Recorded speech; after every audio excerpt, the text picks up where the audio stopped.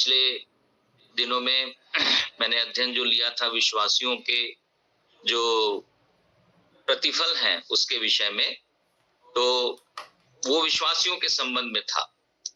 परंतु आज हम 5 न्याय के विषय में देखेंगे। यदि आप लोग पेन कॉपी रखे हैं तो पहले आप लोग उन चीजों को लिखते जाइए और उसके बाद हम पदों को भी पढ़ते जाएंगे कि कौन सा न्याय जो है वो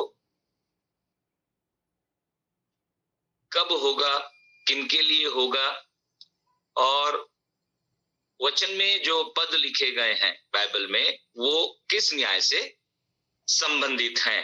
मैं कोशिश करूंगा कि इसको सरल रूप से आप लोगों के सामने में रखने पाऊं ताकि हम जानने पाए कि हमारा संबंध किस न्याय से है। प्रभु हमारी सहायता करे और मैं चाहता हूं कि इन न्यायों को हम लोग याद रखें ताकि जब भी बाइबल से संबंधित न्याय के विषय में हम सुनते हैं या पढ़ते हैं या अध्ययन करते हैं तो तुरंत हम लोग जानने पाए कि ये न्याय जो है या ये जो वचन है, जो पद है, वो किस न्याय के विषय में बता रहा है। सबसे पहला जो न्याय है वो विश्वासियों के पाप का न्याय है। विश्वासियों के पाप का न्याय। एक पद हम लोग पढ़ेंगे जो हमारे प्रभु यीशु मसीह के बलिदान से संबंधित है। यूहन्ना रचित सुसमाचार उसका 19वां अध्याय और उसके 17 और 18 पद को हम पढ़ेंगे। यूहन्ना रचित सुसमाचार उसका 19वां अध्याय उसके 17 और 18 पद में हम पढ़ते हैं। तब वे यीशु को ले गए और वह अपना क्रूस उठाए हुए उस स्थान तक बाहर गया जो खोपड़ी का स्थान कहलाता है और इब्रानी में गुलगुथा। वहां उन्होंने उसे और उसके साथ और 2 मनुष्यों को क्रूस पर चढ़ाया, एक को इधर और एक को उधर और बीच में यीशु को। यहां पर हम एक न्याय को देख रहे हैं और हम सब जानते हैं कि ये न्याय जो है वो विश्वासियों के पापों का न्याय है जिसका होना जरूरी था।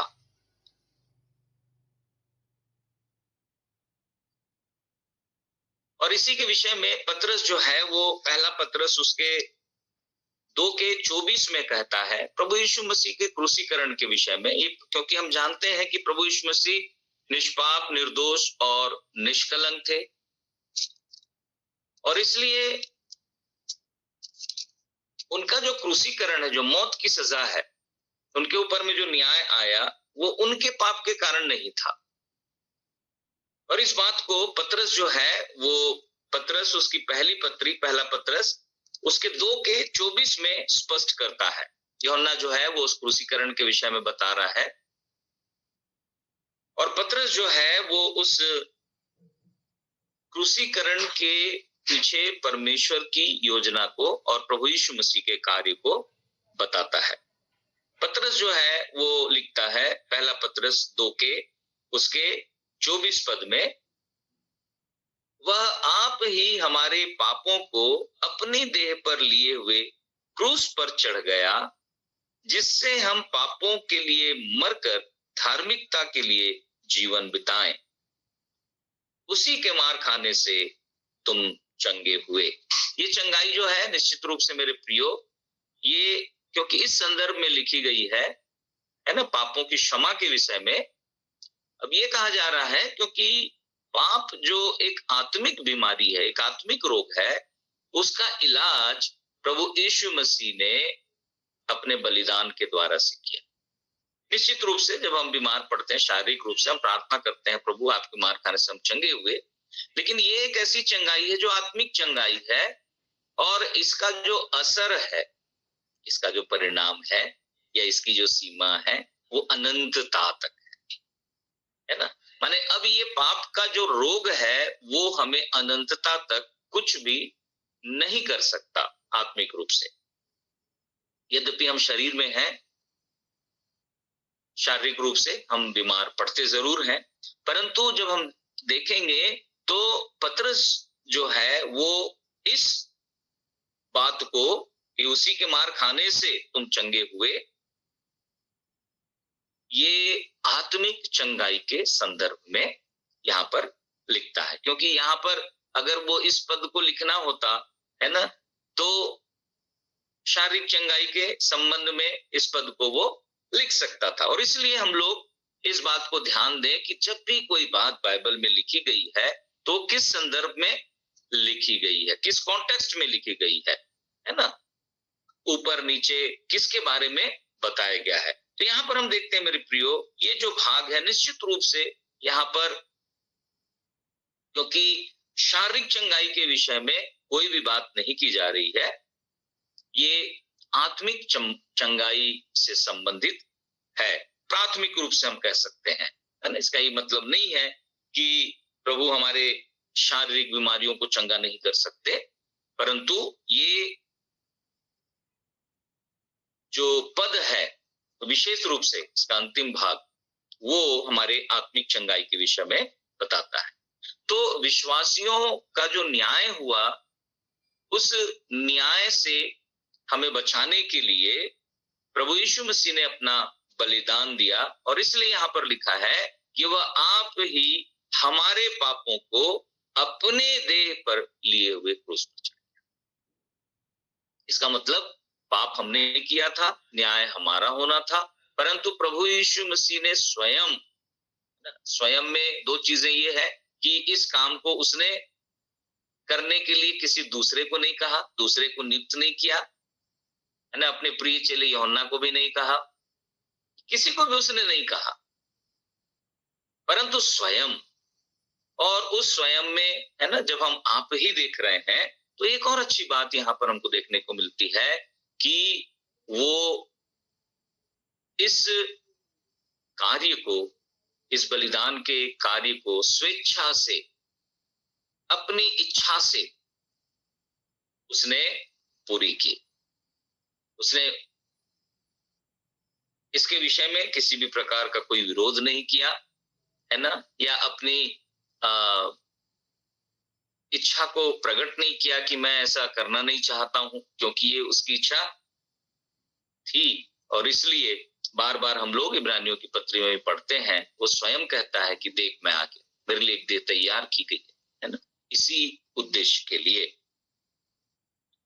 इसके संबंध में हम पहला पत्रस उसके 3:18 में भी पत्रस की इस स्पष्टीकरण को हम लोग देख सकते हैं। पहला पत्रस उसका 3 अध्याय और उसका 18वां पद, यहां लिखा है, इसलिए कि मसीह ने भी अर्थात अधर्मियों के लिए धर्मी ने पाप के कारण एक बार दुख उठाया ताकि हमें परमेश्वर के पास पहुंचाए। वह शरीर के भाव से तो घात किया गया, पर आत्मा के भाव से जिलाया गया। तो पहला भाग जो है यहाँ पर बहुत स्पष्ट है, पत्रस कह रहा है कि मसीह ने भी अर्थात अधर्मियों के लिए धर्मी ने, है ना, हम अधर्मी थे, हम पापी थे, प्रभु यीशु मसीह जो है वो धर्मी है, वो निष्पाप है ना, पापों के कारण उसने दुख उठाया। तो हम देखें मेरे प्रियो, हमारे प्रभु ने हमारे लिए क्या किया ताकि हमको इन सारी बातों से होकर गुजरना न पड़े। अब हम देखते हैं कि प्रेरित पौलुस जो है वो इस विषय पे क्या कहते हैं। यूहन्ना ने जो ऐतिहासिक बात को लिखा है, प्रभु यीशु मसीह का क्रूसीकरण हुआ, 2 डाकू आजू बाजू लटकाए गए थे, है ना, ये सारी मानव जाति जो है वो 2 झुंड को, है ना, जिसमें कि एक झुंड का प्रतिनिधित्व एक तरफ का डाकू और दूसरे झुंड का प्रतिनिधित्व दूसरे तरफ का डाकू करते हैं, है ना। सिर्फ 2 झुंड हो सकते हैं इस दुनिया में। एक झुंड को, एक तरफ का डाकू जो है यीशु मसीह के क्रूस के, है ना, एक तरफ का डाकू वो प्रतिनिधित्व कर रहा है ना, वो दर्शा रहा है, वो बता रहा है जो प्रभु यीशु मसीह के बलिदान या प्रभु यीशु मसीह की शिक्षाओं के बारे में, उसके जीवन के बारे में अच्छी सोच नहीं रखते। या हम ये भी देख सकते हैं कि वे लोग स्वार्थी हैं, अपने स्वार्थ के लिए, है ना, बचने के लिए, शारीरिक मृत्यु से बचने के लिए वे लोग प्रभु यीशु मसीह के विषय में बातें करते हैं। क्योंकि एक जो डाकू था, एक तरफ का डाकू, वो क्या कहता है, यदि तू परमेश्वर का पुत्र है तो अपने आप को भी बचा, हमको भी बचा भैया, तू क्यों मर रहा है, हम भी क्यों मरे। तो आज लोगों के मनों में, है ना, ये प्रश्न चिन्ह है कि प्रभु यीशु मसीह क्या वास्तव में परमेश्वर है, परमेश्वर का पुत्र है। कई बार हम लोग कुछ लोगों से सुनते भी हैं, अरे वो तो खुद अपने आप को बचा नहीं पाया, इतना कोड़ा पड़ा, उसको लहू लुहान हो गया, है ना, वो क्या तुमको बचाएगा। ऐसी बातें हमको सुनने को मिलती। तो वो डाकू जो है वो इनका प्रतिनिधित्व करने वाला है। उस डाकू के लिए प्रभु यीशु मसीह ने कुछ नहीं कहा। लेकिन दूसरा डाकू जो है वो उन सभी का प्रतिनिधित्व करता है जिन्होंने प्रभु यीशु मसीह को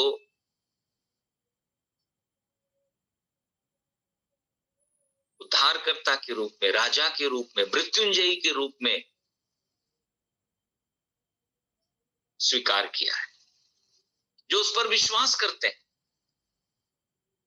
देख रहा है वो डाकू कि मेरे बाजू में जो व्यक्ति है वो मर रहा है ना, परंतु हम देखते हैं मेरे प्रियो कि किस प्रकार वो विश्वास करता है, और ये भी विश्वास करता है कि हाँ भाई, मैं भी मरूंगा, मेरा भी न्याय होगा, इस जीवन के बाद, शारीरिक मृत्यु के बाद एक जीवन है, अनंत जीवन। इस बात पर भी उसने विश्वास किया।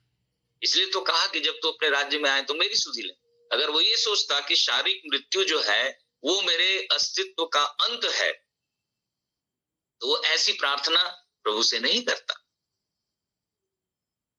वो कोई एयर कंडीशन, है ना, हॉल में, बड़े चर्च में बैठा नहीं था जहां पर अच्छा प्रचार सुन रहा था, है, और वहां पर वो, है ना, उसने प्रभु यीशु मसीह के बारे में जाना और विश्वास किया।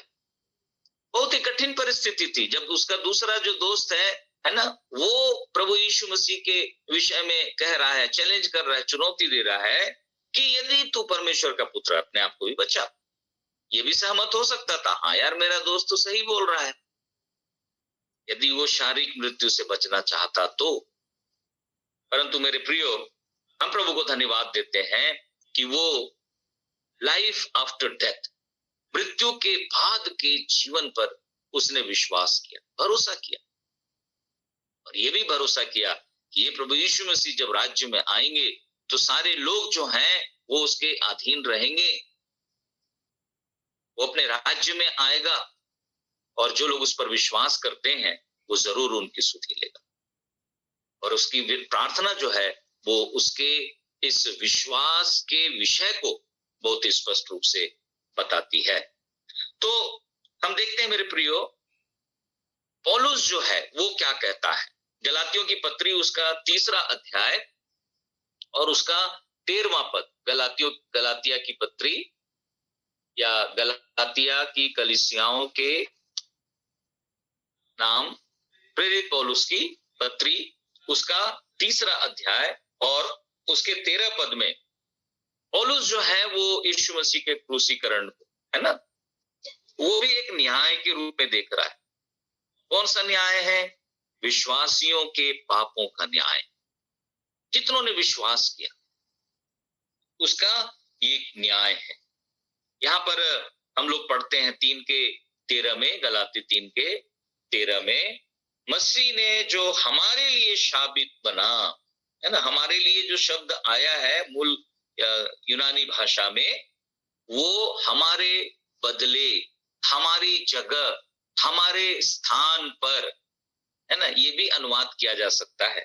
तो हमारे बदले वो मरा, ठीक है ना, हमारे लिए वो शापित बना, हमें, ताकि हमें मोल लेकर व्यवस्था के श्राप से छुड़ाए। व्यवस्था का श्राप क्या था? जो पाप करे वो मार डाला जाए। पाप की मजदूरी मृत्यु है। ये कोई हमारे लिए अच्छी बात नहीं थी मेरे, है ना। हम श्रापित जीवन जी रहे थे, पाप के श्राप को लेकर हम इस दुनिया में अपने जीवन को जीते हैं। लेकिन प्रभु यीशु मसीह ने क्या किया? पौलुस लिखता है हमारे लिए वो शापित। हम लोग प्रभु की स्तुति करते हैं, आराधना करते हैं, गीत को गाते हैं, तेरे अनुग्रह तेरी दया को कैसे भूलूं मैं मसीह, मेरे श्राप को तूने हटाकर खुद श्रापित बना मसीह। ये था वो न्याय, वो दंड जिसको स्वयं प्रभु यीशु मसीह ने अपने ऊपर में ले लिया। और कैसे लिया? व्यवस्था में जैसा लिखा था, क्योंकि लिखा है जो कोई काठ पर लटकाया जाता है, काठ का मतलब लकड़ी है ना, उस पर लटकाया जाता है, वह शापित है। एक शापित मृत्यु को प्रभु यीशु मसीह ने लिया। वो श्राप जो हमारे जीवन में आना था, वो क्रूस का दंड जो हमें भुगतना था, वो परमेश्वर का न्याय पाप के प्रति हम पापियों को मिलना था। यहाँ पर पौलुस कहता है मसीह हमारे लिए शापित बना। दूसरा कुरिन्थी 5:21 में हम देखते हैं कि इस दंड से हमें छुटकारा देने के लिए जो प्रभु यीशु मसीह ने किया, उसका परिणाम क्या हुआ, है ना। दोनों बातों को हम लोग देखते हैं दूसरा कुरिन्थी उसके 5:21 में। ये बहुत ही सुपरिचित भाग है जिसको कि हम लोग आराधना के समय में भी बार बार याद करते हैं, प्रभु को धन्यवाद की भेंट चढ़ाते हैं। यहाँ पर हम पढ़ते हैं दूसरा कुरिन्थी 5:21 में, जो पाप से अज्ञात था, प्रभु यीशु मसीह के विषय में कहा जा रहा है ना। अज्ञात का मतलब पाप का, है ना, उसने कभी भी अपने किसी कर्म कृत के द्वारा अनुभव नहीं किया।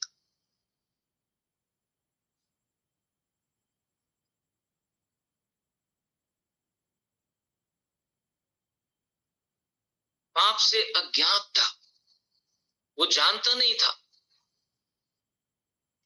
कि पाप करना क्या होता है।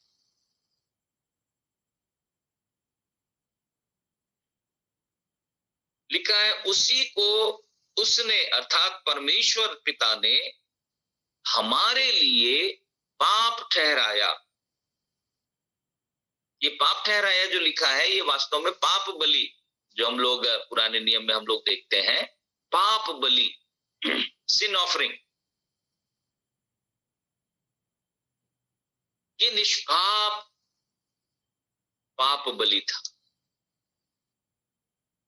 प्रभु यीशु मसीह जो काठ पर, जो क्रूस पर लटकाया गया, हम देख रहे हैं मेरे प्रियो, पतरस ने क्या कहा, पौलुस ने क्या कहा, है ना। पौलुस यहाँ पर कहता है कि वो हमारे लिए पाप बलि ठहराया, सिन ऑफरिंग ठहराया गया।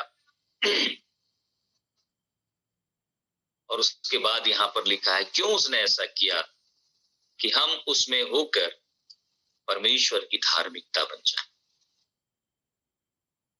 पाप के कारण एक मनुष्य जो है वो परमेश्वर, पवित्र परमेश्वर के पास नहीं आ सकता, परंतु सिर्फ परमेश्वर की धार्मिकता एक पापी मनुष्य को परमेश्वर की संगति में, अनंत संगति में ला सकती है। इसको समझाने के लिए बाइबल के जो कई प्रचारक हैं, उन लोगों ने यही बताया कि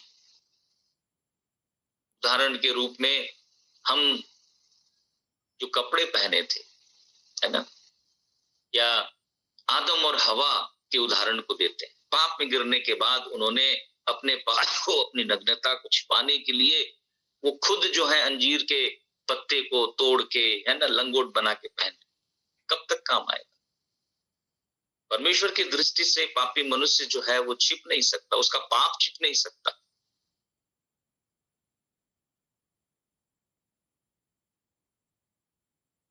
परमेश्वर के निकट आने, परमेश्वर से छिपने का प्रयास करने का मनुष्य का हर प्रयास जो है वो परमेश्वर के सन्मुख व्यर्थ है, बेकार है प्रियो।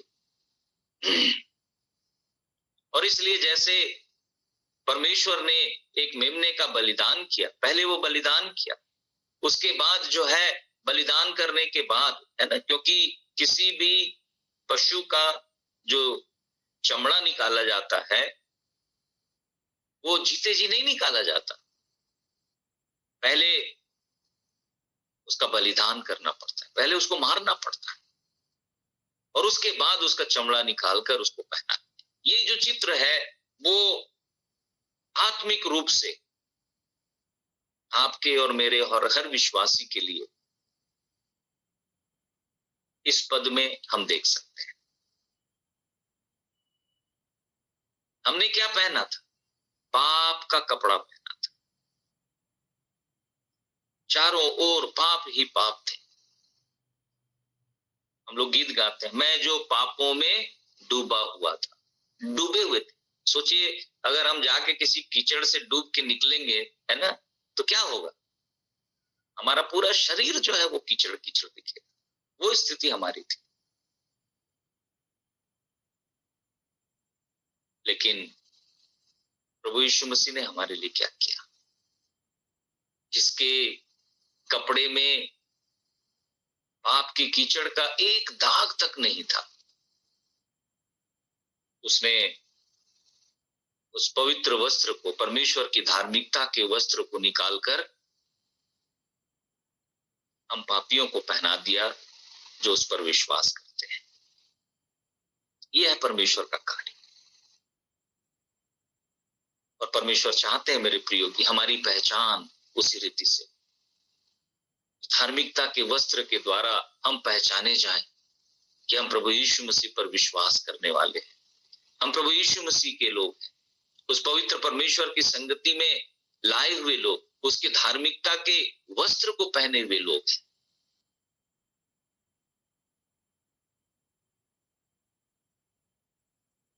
एक और पद पढ़ेंगे हम लोग कि जो सौभाग्य प्रभु यीशु मसीह में हर विश्वासी को प्राप्त हुआ है वो कितना है ना। न्याय के संबंध में यदि हम देखें तो रोमियो की पत्री उसका 8वां अध्याय और उसका पहला पद, रोमियो की पत्री उसका 8वां अध्याय और उसका पहला पद। अतः जो मसीह यीशु में है,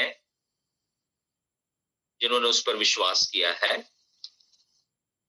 उन पर दंड की आज्ञा नहीं। जब न्याय होता है तो उसमें दो चीजें होती हैं। जो निर्दोष है उसे बरी कर दिया जाता है, लेकिन जो दोषी है उसे दंडित किया जाता है। तो पाप के कारण क्योंकि हम दोषी थे, हमें दंडित किया जाना था, परंतु हमें बरी कर दिया गया। और क्यों किया गया? क्योंकि हमने प्रभु यीशु मसीह पर यह विश्वास किया कि प्रभु मेरे पापों के बदले आपने उस दंड को ले लिया और इसलिए मैं उस दंड से बच सका।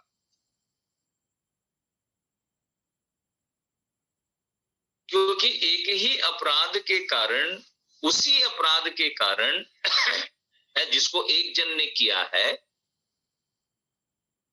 दो लोगों को सजा नहीं दी जाती।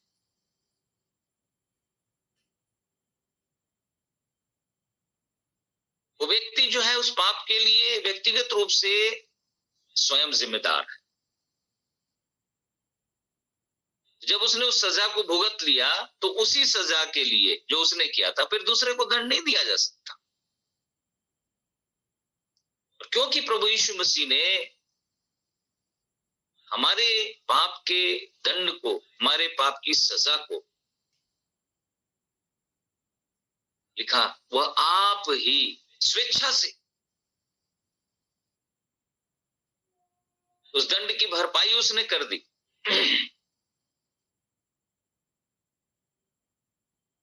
और इसलिए लिखा है कि जो मसीह में हैं, जो विश्वासी हैं, मसीह पर विश्वास करने वाले हैं, वो कोई भी क्यों न हो, लिखता है अब उन पर दंड की आज्ञा नहीं।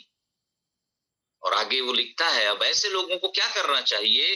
लिखता है क्योंकि वे शरीर के अनुसार नहीं वरन आत्मा के अनुसार चलते। ये हम सब विश्वासियों से प्रभु अपेक्षा करते हैं। प्रिय, हमारे ऊपर दंड तो नहीं है। प्रभु आपका धन्यवाद हो कि आपने, है ना, हमारे जीवन में आने वाले सारे दंड को, नरक के दंड को, है ना, मृत्यु के दंड को आपने दूर किया, अनंत मृत्यु के दंड को आपने दूर किया। हम धन्यवाद जरूर देते हैं। परंतु यहाँ पर पौलुस जो है वो हर विश्वासी की जिम्मेदारी को भी बता रहा है कि अब हमको शरीर के अनुसार नहीं, शरीर की मांगों के अनुसार नहीं, है ना। शरीर में तीन चीजों को हम लोग विशेष रूप से परमेश्वर के वचन में देखते हैं। पहला यूहन्ना दूसरा अध्याय, है ना, उसके 15-16 पद में आंखों की अभिलाषा जो हमें अच्छी लगती है, हमें अच्छी लगती है देखने से। ऐसा नहीं है कि जो चीजें अच्छी हैं उसको न देखें, है ना, और वो हमको अच्छी ना लगे, नहीं, ऐसा नहीं। परंतु ये अभिलाषा के संबंध में कहा जा रहा है, लालसा के, शारीरिक लालसा के संबंध में कहा जा रहा है। आंखों की अभिलाषा। और इसलिए मेरे प्रियो, है ना, हम क्या देखते हैं, किन चीजों को देखते हैं? वो चीजें जो हमको मालूम है कि उनको देखने से हमारे अंदर दुर्भावना आएगी, बुरी भावना आएगी, व्यभिचार, बुरे विचार आएंगे, उन चीजों को देखने की जरूरत नहीं है हमको। परमेश्वर की सृष्टि में खूबसूरती को देखें। कोई भी चीज जो खूबसूरत है, अच्छी चीजें हैं, देखने लायक है, जिनकी हम तारीफ कर सकें, परमेश्वर को धन्यवाद दे सकें, उन चीजों की ओर हम अपने मनों को लगाएं। ये हमारी आंखों को हम प्रशिक्षित करें, डिसिप्लिन करें, अनुशासित करें। किन बातों को हमें देखना है?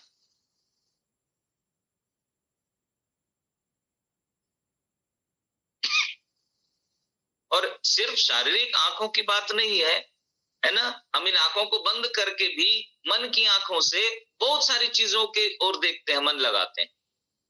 हमारी आंतरिक दृष्टि को भी हमको डिसिप्लिन करना है।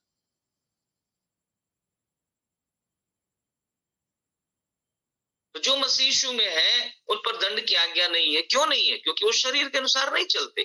क्या हमारा जीवन इस बात को बता रहा है कि मैं मसीह यीशु में हूं और मैं उस दंड से पार हो चुका हूं, उस न्याय से पार हो चुका हूं? या मेरी आंखें जो हैं उन सारी गंदी गंदी चीजों को देखने के लिए तरस रही, अपने इन आंखों की संतुष्टि के लिए, मन की आंखों की संतुष्टि के लिए, जो चीजें परमेश्वर की दृष्टि में घृणित है, पवित्र हैं, मैं हमेशा सोचता रहता हूं। प्रभु हमारी सहायता करे मेरे प्रियो, हम आत्मा के अनुसार चले।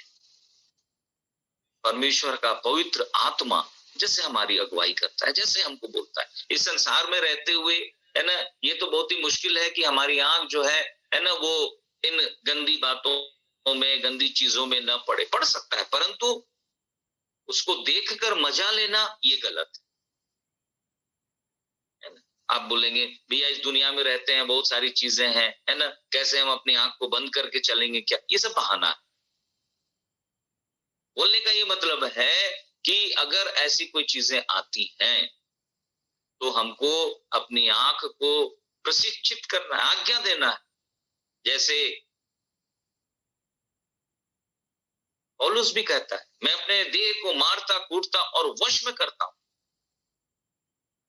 अपने शरीर के डिसिप्लिन के बारे में वो बात कर रहा है।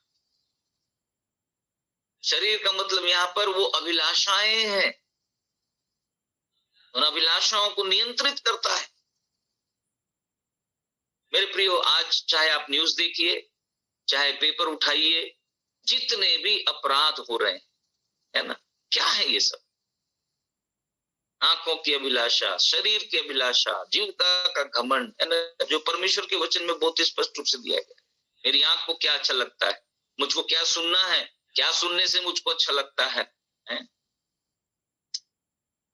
क्या खाने से, क्या चखने से अच्छा लगता है? ये सारी चीजें परमेश्वर ने मनुष्य को कितना अच्छा बनाया है ना, इन इंद्रियों को दिया है।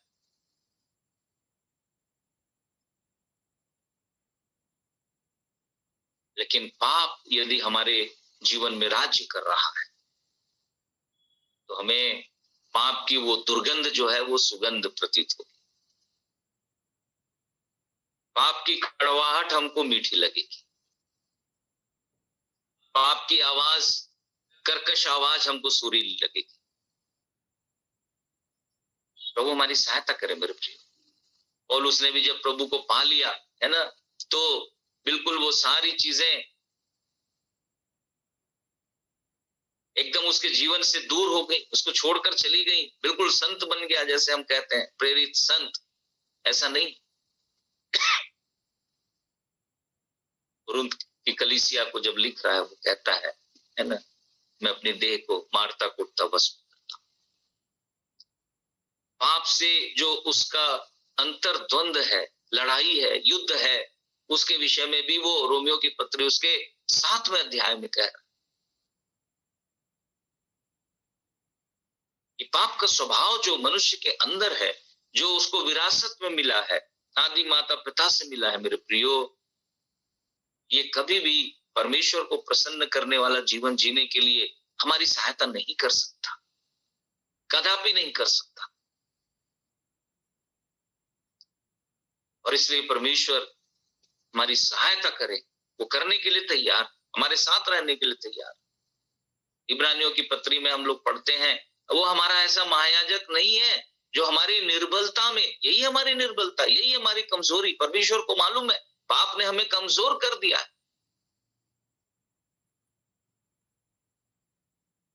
वो हमारी निर्बलता में हमारी सहायता न कर सके।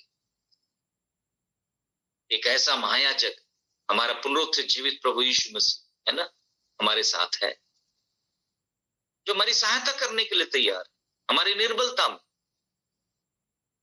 हमारी कमजोरियों को समझने वाला है। और उसके बाद इसके विषय में कहा गया है, वह हमारी नाई परखा तो गया।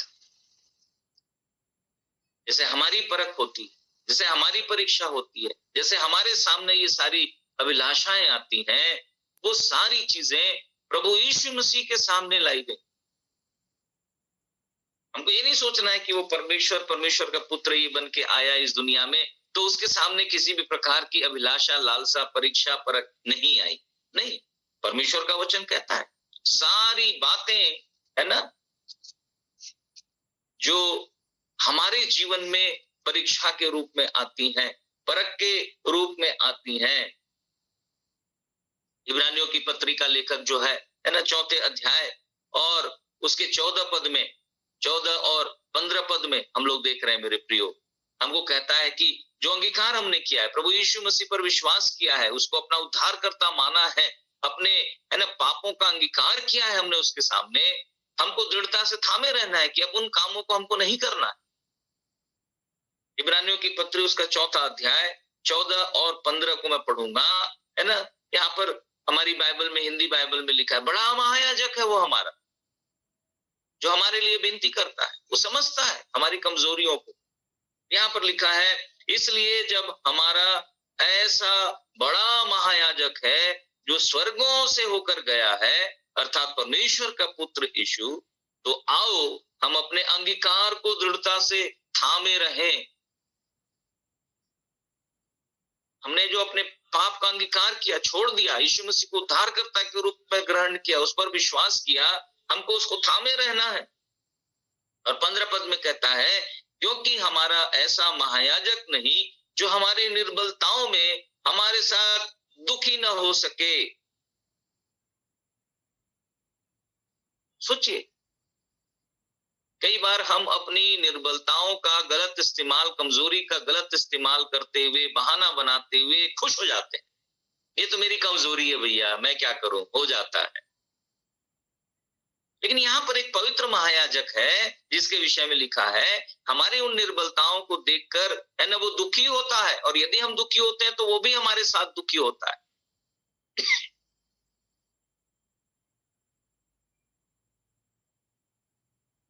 वरन वह सब बातों में हमारे समान परखा तो गया, तो भी निष्पाप निकला। देखिए, प्रभु यीशु मसीह निष्पाप है, वो पाप नहीं कर सकते क्योंकि उनमें पाप का स्वभाव नहीं है। लेकिन यहां पर क्या कहा जा रहा है, बहुत स्पष्ट है कि उसके जीवन में भी ये सारी चीजें, ये सारी परीक्षाएं आई।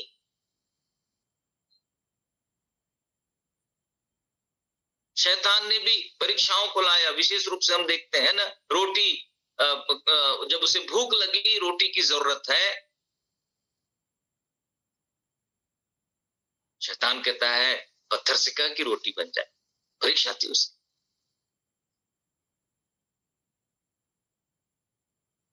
वो पत्थर को रोटी बना सकेगा या नहीं बना सकेगा, ये उसकी परीक्षा नहीं थी। ये जो पानी को दाखरस बना सकता है, वो क्या पत्थर को रोटी नहीं बना सकता? 5 रोटी से जो 5000 लोगों को खिला सकता है,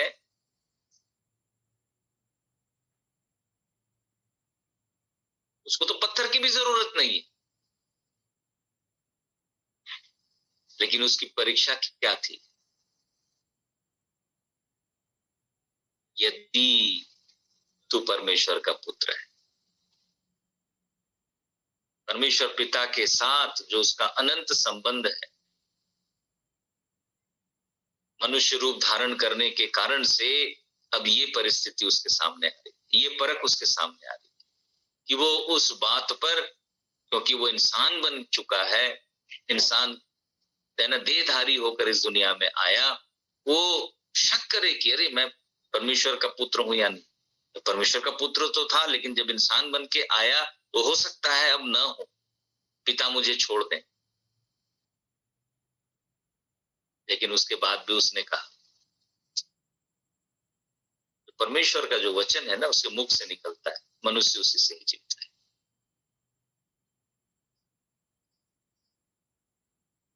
यहां पर हम देखते हैं मेरे प्रियो, एक विश्वासी के पाप का जो प्रायश्चित प्रभु यीशु मसीह के द्वारा से कलवरी के क्रूस पर किया गया है, उसकी कितनी आशीषें है ना, वो बेपरिमाण असीमित आशीषें एक विश्वासी के लिए उपलब्ध है। और उन आशीषों में हम देखते हैं हमारा एक महायाजक है, ये आत्मा के अनुसार चलते हैं, परमेश्वर का आत्मा उनकी अगुवाई के लिए हमेशा उनके साथ।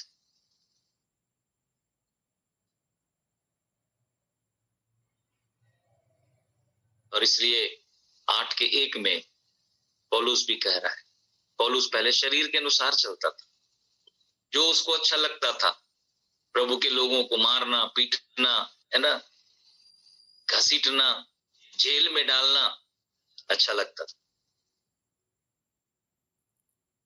परंतु जब उसने प्रभु यीशु मसीह के उस बलिदान को समझा,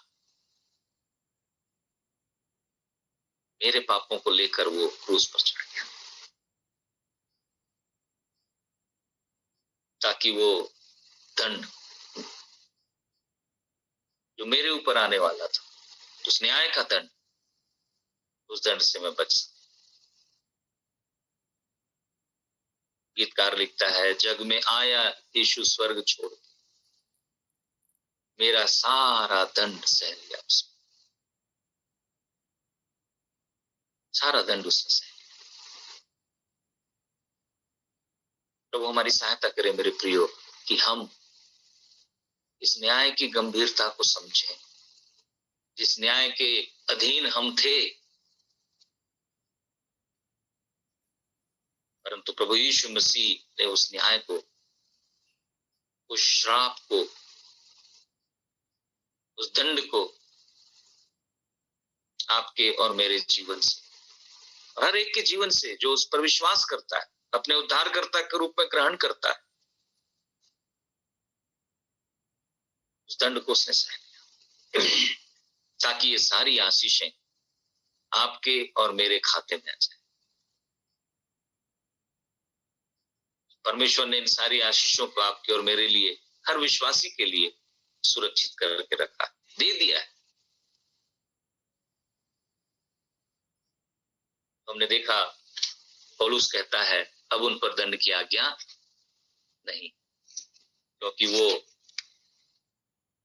शरीर के अनुसार नहीं परंतु आत्मा के अनुसार चलते हैं। तो आज के एक न्याय में हमने अपने न्याय को देखा। कई बार हम लोग, है ना, जो उद्धार नहीं पाए हैं उनका क्या न्याय होगा, नरक जाएंगे, स्वर्गदूतों का न्याय, उसके विषय में हम लोग विचार करते हैं। परंतु आज हमारे संबंध में जो न्याय परमेश्वर का हुआ, उस न्याय में जो दंड हमें मिलना था परमेश्वर की व्यवस्था के अनुसार, उस दंड को किस प्रकार प्रभु यीशु मसीह ने स्वयं ले लिया, ताकि उस न्याय के दंड से आप और मैं बचाए जाए, हर विश्वासी बचाया जाए और एक ऐसा जीवन जिए, एक ऐसे धार्मिकता के वस्त्र को प्रकट करने वाला हो सके जिसे देखकर दूसरे लोग भी उस प्रभु के पास। प्रभु हमारी सहायता करे मेरे प्रियो, कि जब हम इन बातों पर विचार करते हैं, सचमुच में कोई भी ऐसा कार्य, कोई भी ऐसी सोच करने के पहले या उस सोच को अपने, है ना, मन में लाने के पहले या उसमें ज्यादा समय देने के पहले, उसको इंटरटेन करने के पहले, उसका मजा लेने के पहले हम सोचें कि प्रभु ने हमारे लिए क्या किया। ये सब जानते हुए भी कि ये सारी परीक्षाएं हमारे जीवन में आई और वो हमारी कमजोरियों को समझते हैं, लेकिन वो चाहते हैं कि हम आत्मा की आवाज को सुने, परमेश्वर के पवित्र आत्मा की आवाज को हम सुने, शरीर के अनुसार नहीं परंतु आत्मा के अनुसार चले। प्रभु हम सबकी सहायता करे, बातों को हम अपने हृदयों में रखें। मैं आशा करता हूं आप लोग जरूर इन पदों को लिखकर रखे होंगे और बार बार आप लोग पढ़िए, प्रभु को धन्यवाद दीजिए। हमारे प्रभु यीशु मसीह के क्रूसीकरण का जो सत्य है, उसने हमें किस प्रकार उस न्याय दंड से बचाया और उतना ही नहीं, अनंत आशीषों को हमारे जीवन में परमेश्वर ने सेत में पहुंचा दिया, ताकि हम उसके लिए जिए।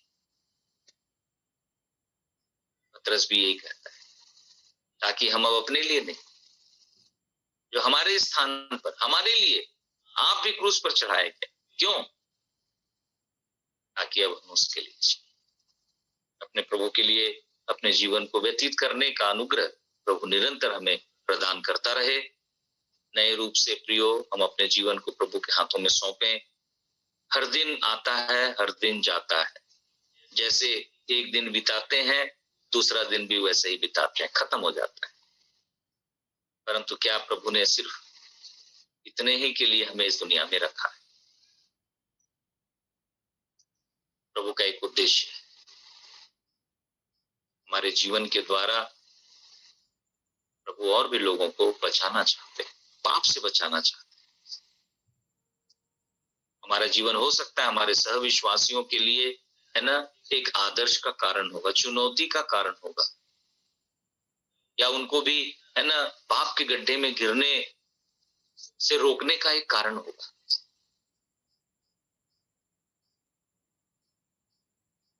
और उद्धार न पाए हुए लोगों के लिए प्रभु के चरणों में आकर उद्धार पाने का एक कारण हो सकता है।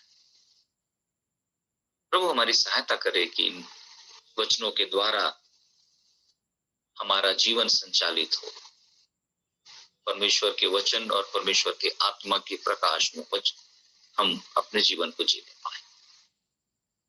समय के लिए प्रभु को धन्यवाद देते हैं।